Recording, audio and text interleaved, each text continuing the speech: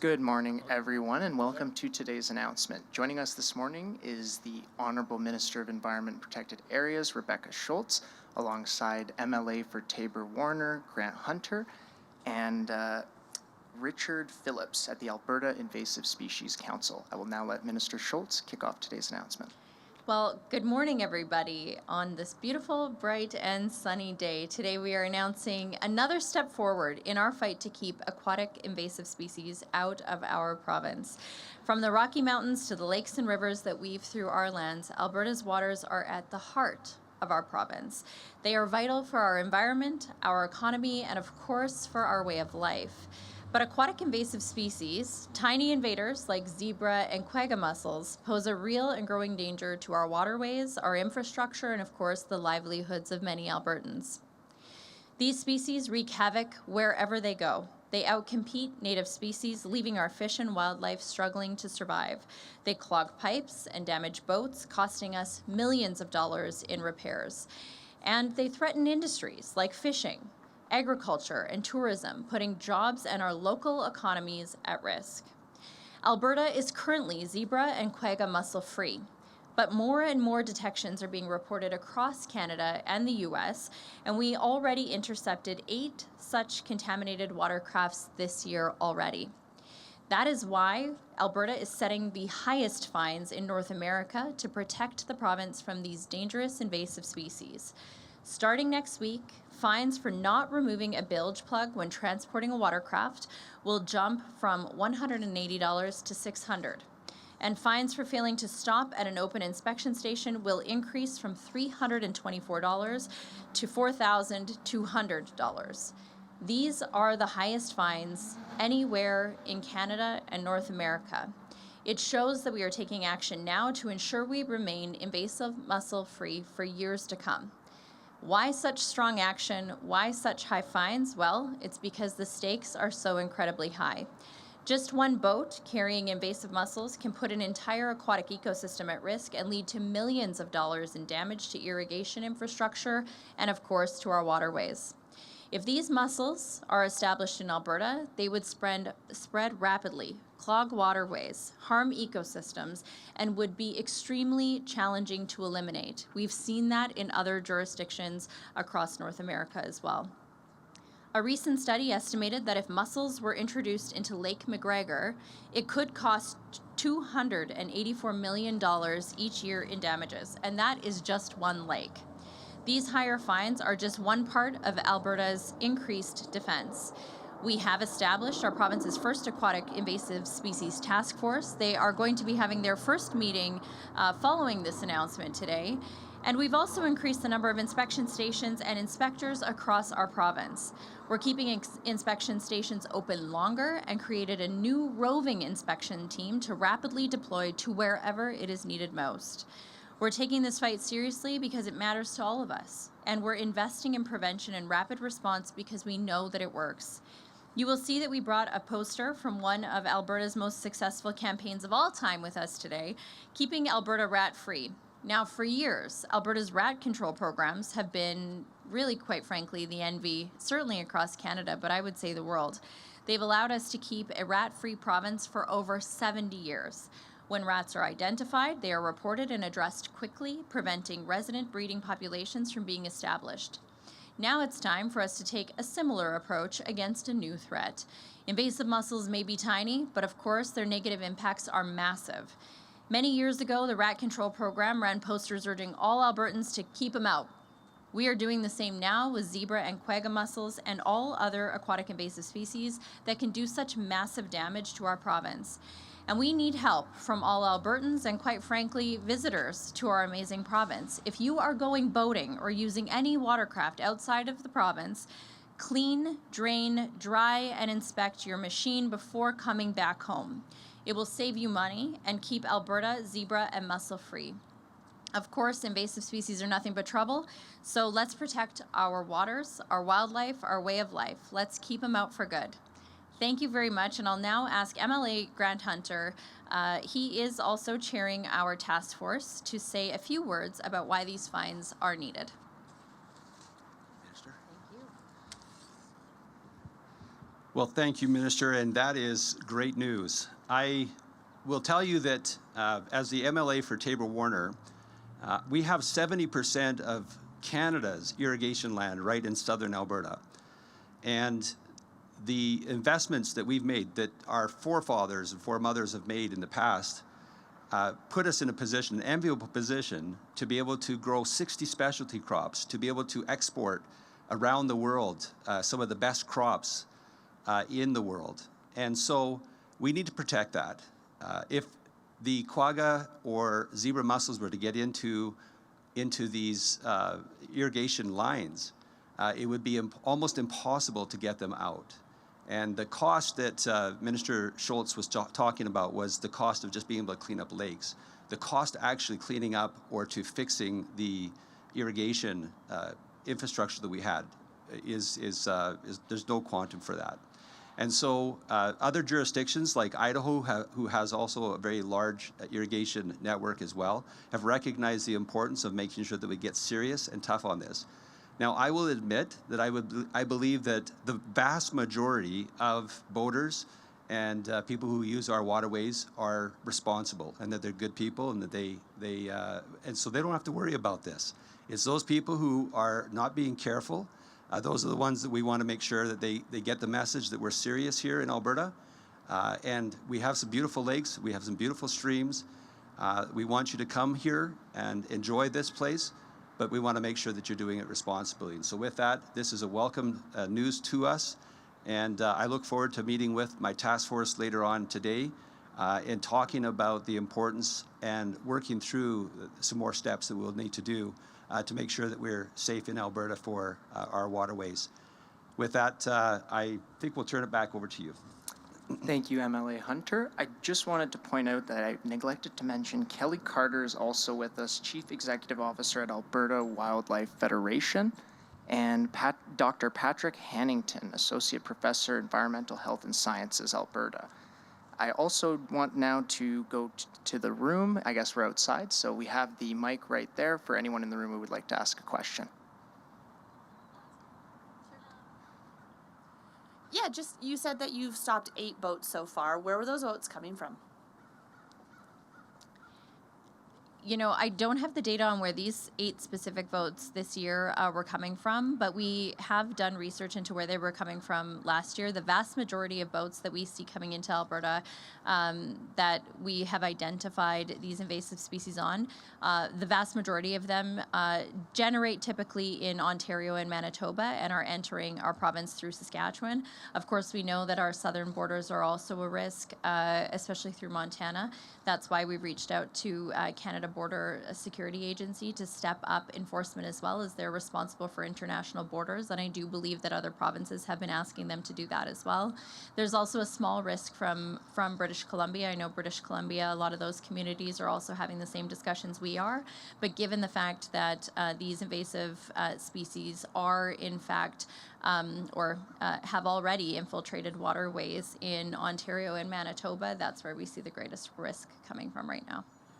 You know, we've seen some lakes in our national parks close because of whirling disease that's spreading throughout kind of BC into Alberta. Is this becoming a more common issue that we need to watch out for? Is that those invasive species into our waterways? It is, and especially as we see these issues moving further and further to the west. And so we did see some of those announcements, especially the one around Waterton and what steps they are taking to protect those waterways as well. But I think also, and maybe MLA Hunter would like to expand on this, but I know there are a lot of legislators south of the border who are concerned, especially with what just happened recently in Idaho with just the massive issues that they were seeing there. It is hugely costly to address this as an issue after the fact, and so prevention is really key. I know a lot of folks have been asking, even already, well, these are quite significant fines, but you know what, there should be, to deter people from driving in and not having their boat inspected because of the massive impact that this would have from a cost perspective and all of our major industries. But maybe MLA Hunter, do you want to share what some of our colleagues from south of the border are saying? Yeah, well, maybe I'll just say that, so I'm the co-chair for the Canada Relations on the Council of State Governors West. And so that's an opportunity for us to be able to work with our counterparts in the southern or in the States, and also some BC and Saskatchewan are also part of that. So I will be bringing forward a motion at the next meeting that's happening in July in Oregon to try to be able to coordinate the efforts, because the best way to be able to stop these from coming in is to work with other jurisdictions to make sure we share data, share information, and to make sure that we could stop it in Montana, we could stop it in other places before it even gets here. So that's where we're going to go next. This is what our task force is going to be working on as well. Yeah. I have a question as well. I just came from a fishing trip out from BC, and they had, on the BC side, they had inspections. Well, they have these coming back now. What are we looking for? How big are these snails, these mussels, sorry? Can I see them when I'm pulling my boat out of the water?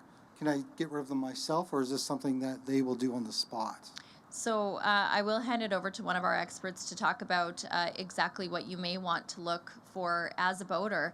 But we are, as I mentioned, increasing our inspection stations this year from 4 to 7 in different areas across the province. We're also expanding the times in which these inspection stations are open, and then adding a roving inspection station to help wherever it's most needed. And so we are stepping up our defenses on the Alberta side as well. These mussels are very small. That said, I'll hand it over to one of our experts to talk about what boaters should look for.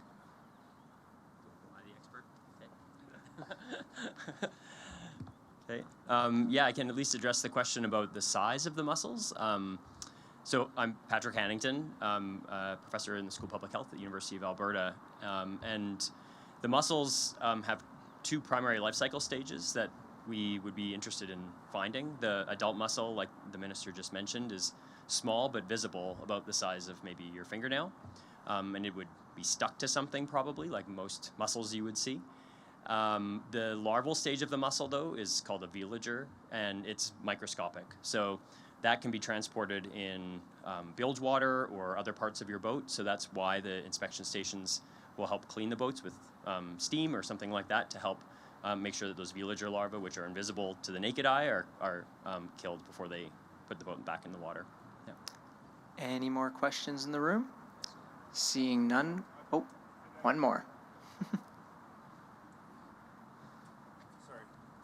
Minister, I was just wondering, how do we, with all the new people coming into the province, how do you get the message to them to ensure the level of awareness is where it needs to be? Well, first of all, it's days like today, making sure that we are announcing all of the steps that we are additionally taking to protect Alberta and our waterways from invasive species. But the next step that we're also looking at is a public awareness campaign, especially coordinating with other provinces and jurisdictions where we can, to make sure that folks who are entering the province, whether they are an Alberta resident returning home with their boat or they are from another province coming to visit, that they are aware, first of all, of the requirement to stop at an inspection station, and then, of course, what these increased fines are. They are significant. They will have a huge impact. They ideally will be a deterrent for folks, A, either not removing that plug, or B, not stopping at the inspection stations. We want to make sure that there is signage and awareness. Some more to come on that, but the first step was also getting these fines put in place. Okay, thank you. And somewhat related question, if that's okay. Are you able to comment on the severity of the fire hazard in central and southern Alberta? Yeah, so the Minister of Forestry and Parks is largely responsible for that. Our department's role is ensuring that there is water availability where needed to fight fires as needed on an ongoing basis, especially given the drought situations that we were seeing, especially in southern Alberta right now. When we look at the drought situation, the Oldman Basin and southern tributaries are the biggest impacted right now. They've all activated their water sharing agreements, but addressing the need for water to fight fires is also built in to that work that we do with forestry and parks. Thank you. Sure. The type of boat that are inspected, is it canoes, aluminum boats, everything that is on the water? Do you mean with respect to what can mussels attach to? Oh, You might want to comment on which boats get inspected. Yeah, sure. The mussels can establish on any boats that are in mussel-fouled waters. So that's, Yeah, sure. That is all watercraft. So even thinking of things, it's not just thinking about your boat, it's thinking about things like sea-doos and other watercraft that you'd be using on another body of water and then bringing into the province of Alberta. Great question. Seeing no more questions outside, operator, can we put the first question through the line? Captain Gagowski, Alberta Today. Hi. So Minister, you had mentioned the request for the CBSA, and I know back in March you wrote to the Federal Minister of Fisheries, Oceans, and Canadian Coast Guard. Have you heard anything back from the federal government or the CBSA? Like, what are those discussions looking like? Yeah, we have not heard back from them yet, which quite frankly is shocking given the steps that they've taken in Waterton National Park and, you know, seeing that the federal government seems to think that there is a risk there, but then they haven't responded to our calls for increased inspections and support on that, given their responsibility for that essentially Canada-US border. We have, though, been in conversations with other provinces, and we are talking about how we can coordinate efforts to follow up again and hopefully see the federal government step up in that area.